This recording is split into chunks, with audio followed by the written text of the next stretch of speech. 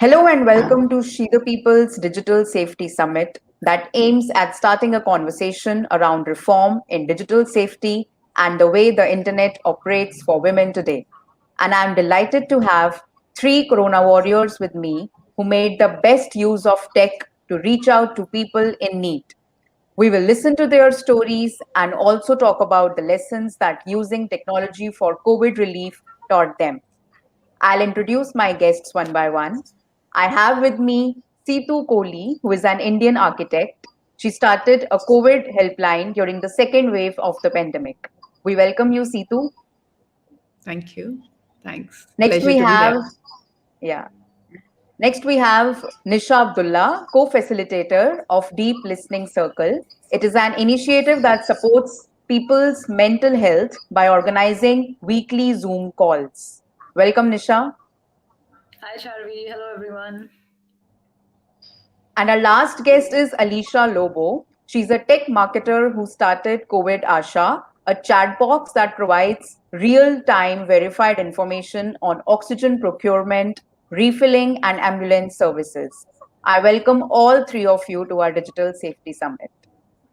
I would first like to ask Seetu Kohli about her experience of starting a COVID helpline.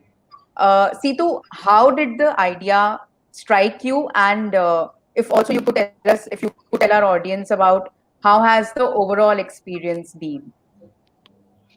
So, to be very honest, the idea was not like really a planned one, and there wasn't really a strategy in action. It was more like a reaction to what was happening outside and the news that we were getting. And we could see people were on the streets and they were crying for help. And somehow I have to say that the system really, really had collapsed to a certain level.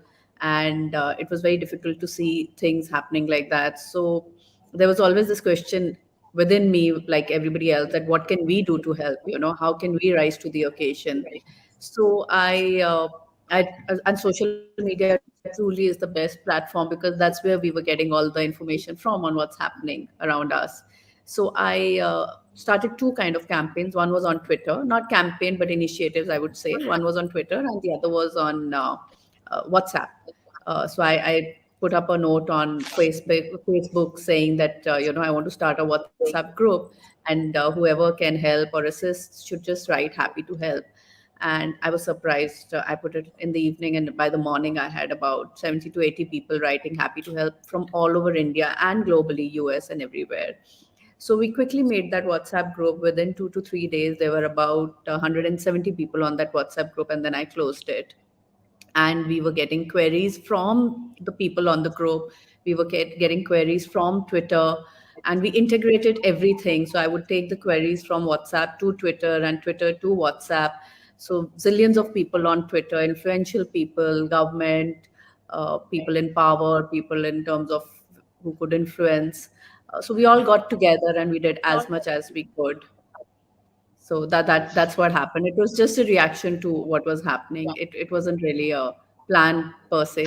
COVID was not planned at all. We were all taken off guard, and we just reacted in this particular manner, I would say.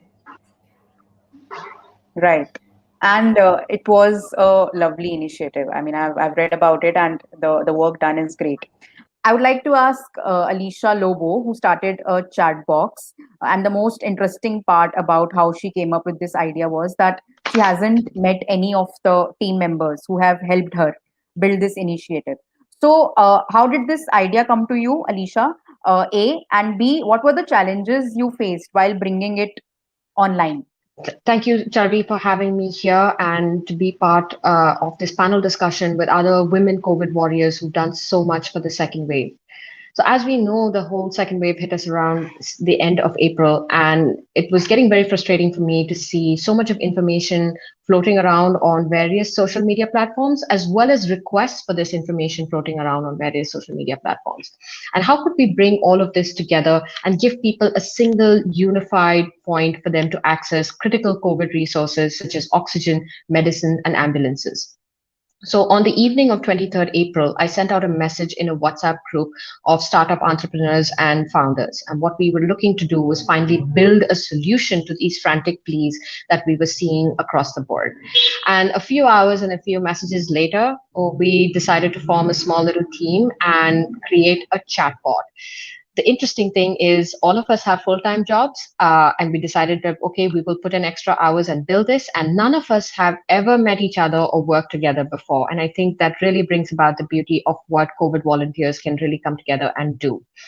Now, there were already a lot of websites, there was a lot of data floating around. But when you're in a moment of crisis, you're not going to be able to open websites from your phone. You're not going to be able to open Excel sheets and PDFs, right? So what you want is something that's just going to give you instant information. So initially, we actually began by manually scaling, servicing these requests, and then soon realized that this was not scalable. And the chatbot was the perfect medium and the way to go. So we initially rolled out the bot on Telegram, and we started fielding a lot of requests there. Soon, we got so much of traction that we decided that it was now high time that we moved it to WhatsApp. We are very, very privileged to be partnered with WhatsApp India and have received their support. We also wanted to prevent fraud. I mean, this is a lot that went around at that time where people were experiencing fraud while trying to look for information. And this is where we partnered with some of the best healthcare players in the startup ecosystem. Palm Easy came on board for medicines, and so did 1MG. And then we had VMeadow and Stan Plus that came on board for ambulances. Now, the parallel problem that came about to connecting suppliers was the fact that some of the suppliers themselves were going through a lot of stress and they were going through harrowing moments. So, how do we build a sense of supplier empathy? And that's where the chatbot now functions as a two-side marketplace. On the one side, it's giving information to people who need it and who need to know about all of these COVID critical resources like oxygen, medicine, and ambulances. And on the other side, it is letting suppliers themselves update on the availability of these resources. So the information that gets provided to the end user is almost as good as real time. So we've seen a big uptake in the kind of user adoptability from both sides. And at the peak of the second wave, we were fielding over 2,000 requests per day. Okay. My next question is for Nisha Abdullah, who's a co-facilitator at Deep Listening Circle. My question is, uh, were people willing to open up and pour their hearts out, considering that it was an online platform, a Zoom call where people would actually interact with each other? And did they have any privacy concerns? If yes, what were those, and how did you handle them? So first of all, it's quite surreal to be out of that, second wave and that intensity, and to be here and sort of reflecting on what happened, and to do so with others who were kind of in this intense period, similar to what me and Shalini, my co-facilitator at Deep Listening Circle, like what we were going through. She and I decided, sort of in the beginning, that it had to be something that listening circle is something that had to be open to everyone. And so the communication made it quite clear that you would be sitting with strangers, because every week on week, different people sign up. And there is something really beautiful about reaching across to strangers. No, we don't do that enough, I think, in the times we live in. There might be like neighbors that we're not in contact with, but we're in deep connection with people across the ocean. So there is something quite poetic about discussing what's bothering you and what's burdening you with strangers, of course with people who are willing to do that. So with the listening circle itself, it was critical to our imagination of it that it had to be with people that you may not know, right? And there is a certain collective trauma that people are living through, and going through that together is enough to connect people in some way. The specific realities of our own lives might be different. Some people might have lost loved ones. Some people might be struggling with survivor's guilt. Others might be struggling with, feeling like, oh, we are protected, but others are not. So there were different kinds of emotions that were entering the circle. But the trauma of that moment was quite real. And my entry point into this is not as a therapist. Shalini's is. Mine is just as a community worker. And so we also brought in different kinds of realities into that circle. We weren't coming at it only, it wasn't a group therapy space, it was a space to sort of share and listen. So you'd be surprised how willing people were to accept that and to just trust each other. It was really beautiful to experience. In terms of privacy, we do have certain guidelines that we put out there at the beginning of each circle. People know that they can take only as much as they give. So if they're giving confidentiality, that's what they take as well. So in terms of technology, of course, Zoom, we have Zoom passwords, we have registrations, we know who it is that is coming into the circle. So there's some amount of safety. But beyond that, we really had to rely on the fact that people are coming in with a certain generosity of spirit and trusting that space. And this is our 15th week actually. Today is our 15th week, and we've not had an instance where there's been any kind of privacy, confidentiality, leaks or anything like that. It's very heartening to know that that is possible. That's great to hear. Yeah. Okay, so my next question is for both Seetu and Alysha. How did you deal with the menace of fake calls, misinformation, and fake IDs which might be created? Because the whole country at that time was literally operating on the internet, right? And there are, of course, antisocial elements who wanted to create chaos, or they were just looking for opportunities to mint money. So, how did you deal with such instances, if there were any? Seetu, if I mean you could answer first.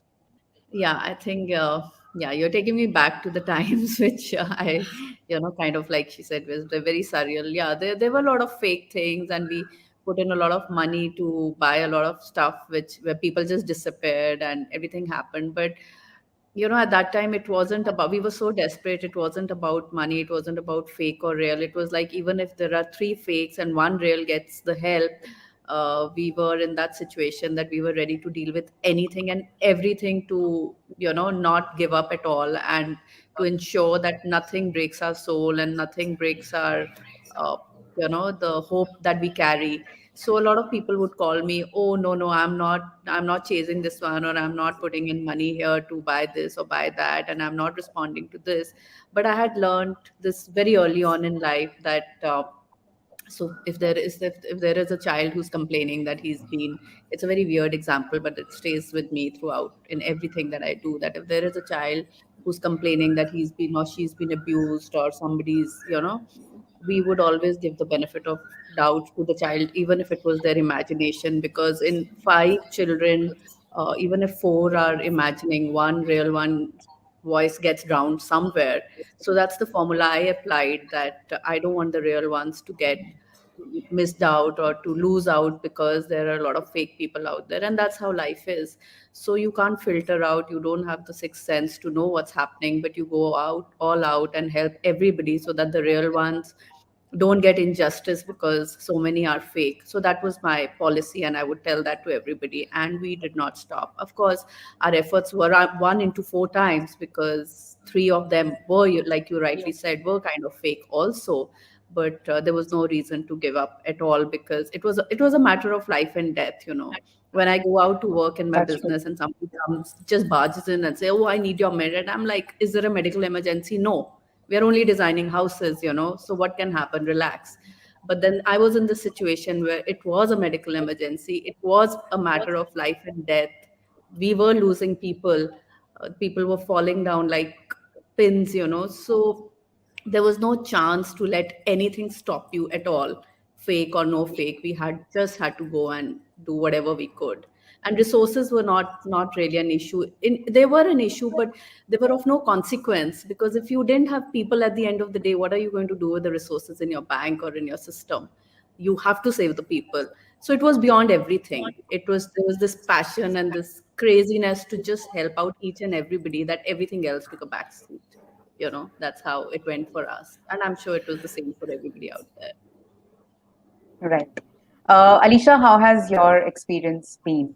So our approach to any sort of fraud or misinformation, I would believe was a threefold approach. So the first that we did was to partner with, like I mentioned, very renowned startups like 1MG with PharmEasy, who came on board to help us with medicines. V Meadows, Stan Plus, they have the highest turnaround and the best SLAs in terms of actually providing proper ambulances, not fly-by-night kind of operators with oxygen and medical personnel on board. The second thing that we did was partnered with the Rotaract crew. So there is this entire army, I actually call them an army of paramedic doctors who are spread across the country in 65 cities. There are about 350 of them who are from the medical profession but were not able to contribute to the actual COVID fight. And so they organized themselves into an army to collect data, to verify data. So these were the people who were our feet on street, going physically verifying information about suppliers and then onboarding those suppliers onto the bot. And then the third thing that we did from the bot side was that we implemented what we call a feedback loop. So every time the bot showed you the information to a particular supplier, say maybe oxygen in Bangalore, and gave you the number of a particular supplier, the next question would be, did you find this information helpful? If more than two people marked a particular supplier as unhelpful or not available or irrelevant, that person would automatically get bumped off our database and moved into a different bucket for our operators to pick up and speak to them and understand what the issue was. So I think there was also this sense of crowd verification in some sort. So it was not just crowdsourced, but it was also crowd verified, where people would also give feedback about a particular supplier. And then we could do the necessary, in fact, we didn't have to do anything. The bot would do it itself through technology and what we call machine learning and indexing in the back end. Okay, yeah, that's quite insightful. My next question is for Nisha Abdullah again. So Nisha, not everyone has, I mean, a Nisha Abdullah in their community who can help people with their emotional needs at a time of say something like a pandemic. So what are some suggestions you would like to give people? How can they regulate their emotions or help themselves using technology? If they were to do something at a personal level, what would your suggestions be, since you have been a part of this initiative for so long now? Right. So first of all, the listening circle is open to everyone, but we were limited. Shalini and I were limited by the languages that we could express this language of care in. We speak other languages as well, but we weren't confident about expressing language of care in that, in anything other than English. So right now we're in conversation with people who can offer this in Kannada and in Hindi. So hopefully in some time, maybe in a few weeks, there might be at least one or two circles, maybe not weekly. We'll have to see about that because it takes a lot of labor to be able to do this week on week. But we're definitely trying to do this, and people have come forward, to offer their service. The other thing that sort of bothers us is also, and this is something I want to use this platform to talk about, which is the digital divide. As with everything in this country, even with mental care, digital divide is a problem, right? There is a very, very small subgroup of people whom we can reach via our social media, via our, newspapers and things that can even access this kind of mental health care. So one, option, one way to use this platform is to see if there's anyone out there, people like Alysha and Seetu, who are able to, put together something that is easier to deliver, these kinds of services. So that's, one thing. In terms of what people can do individually, some of the simplest things are just checking in with breath and checking in with their bodies. So just deep breathing, every time you feel your body is kind of taking over your senses, or you feel like a loss of control, you feel some kind of anxiety, just deep breathing, works wonders. We try to, when, I'm working with myself, I tell myself 10 deep breaths initially. So first it becomes, you might have to count literally, but later as you practice things like deep breathing, it becomes more natural and you don't have to really count.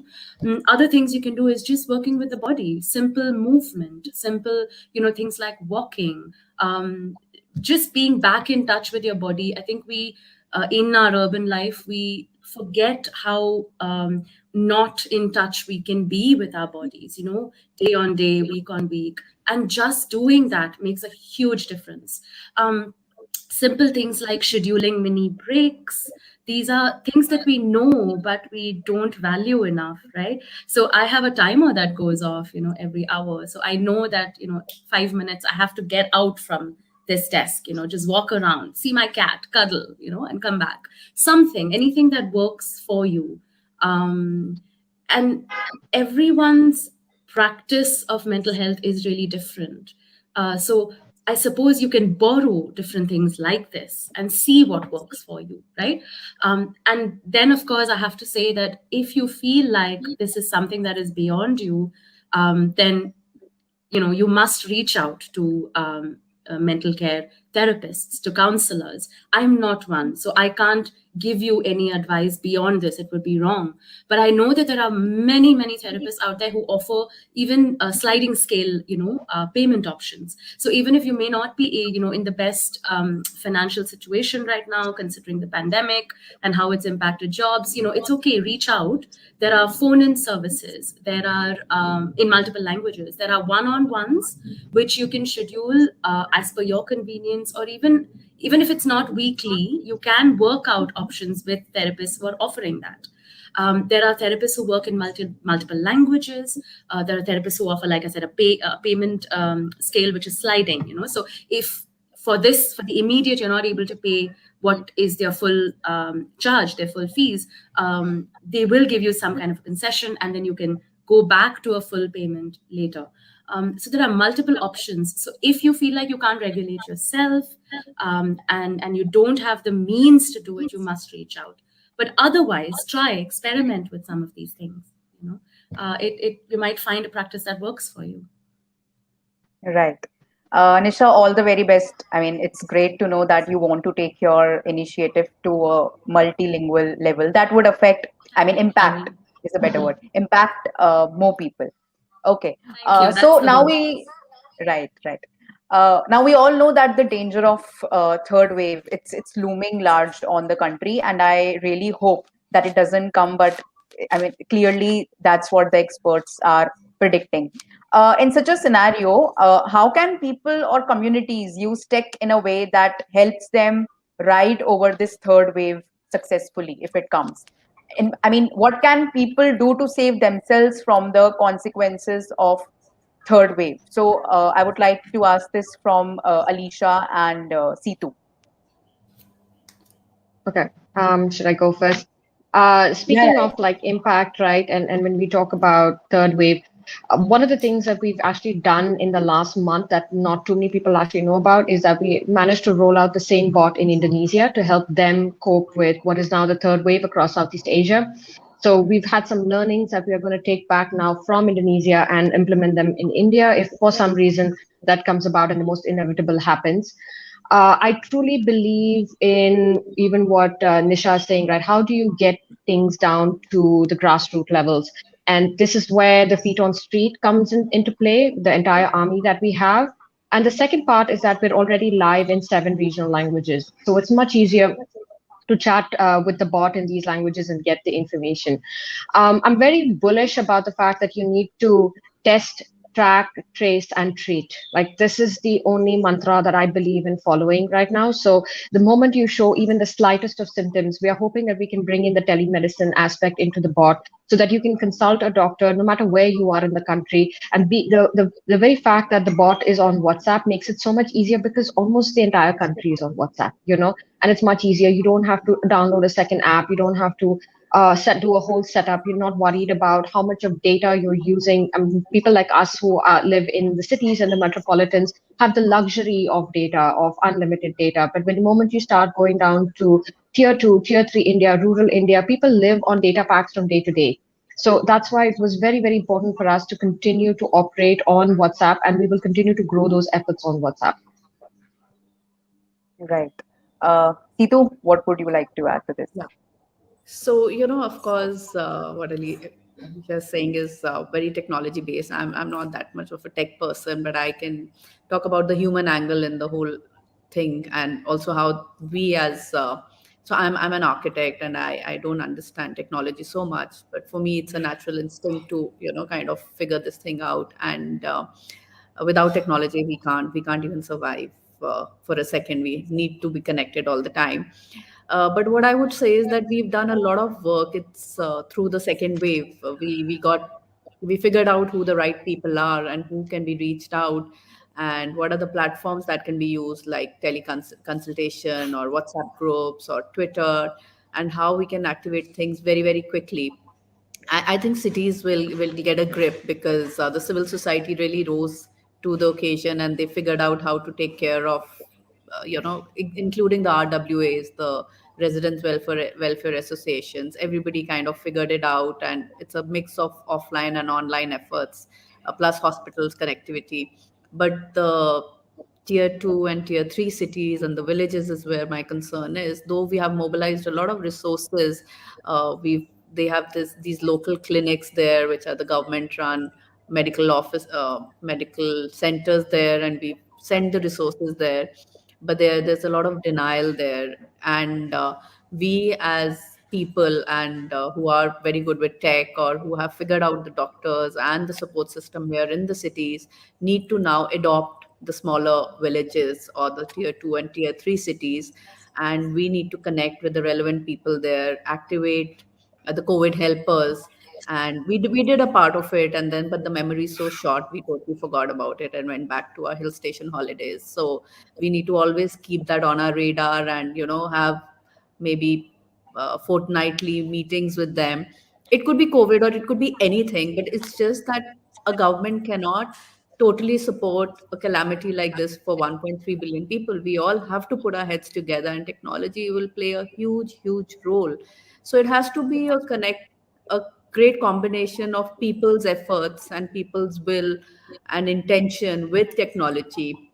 And there should be something done. There should be a kind of a bot or something which connects the technology or the resources or the information available in the cities with the villages. And in villages, I agree, technology is not with everybody. So people are there are foot soldiers there. So we need to train them, and we need to, get through to them through a lot of things. You can't get through to everybody, but few key people.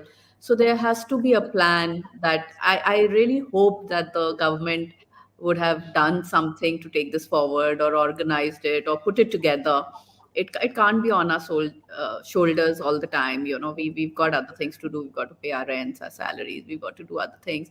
But the government should have really, really asked us as volunteers and picked up people from the villages and had that kind of a grouping done by now. I don't think we are very 100% equipped to handle it if the third wave comes, because it's not going to come in the same way. The impact is going to be different, the medicines are going to be different, the treatment is going to be different. The only thing that's going to work is a mix of technology and human intention or will, or the information available with the doctors and all. So there's a lot of work to be done, but like I say, our memory is so short.